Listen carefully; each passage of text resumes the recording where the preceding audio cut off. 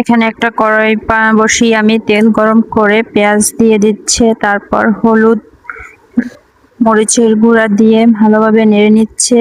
তারপর রসুন বাটা, আদা বাটা, জিরা বাটা, গরম মশলার গুঁড়া দিয়ে এবং মুরগির মাংসের মশলা দিয়ে লবণ দিয়ে ভালোভাবে কষিয়ে নিচ্ছে। একটু পানি দিয়ে গরম মশলা দিচ্ছে, তারপরে গোলমরিচ ক্রাশ করে দিচ্ছে।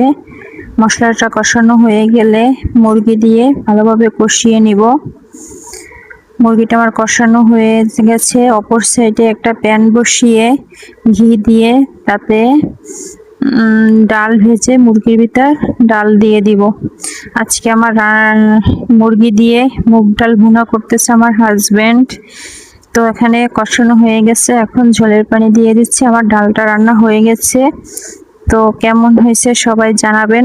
মুরগি দিয়ে মুগ ডাল ভুনা আমার হাজবেন্ড করেছে, কেমন হয়েছে সবাই কমেন্ট করে জানাবেন।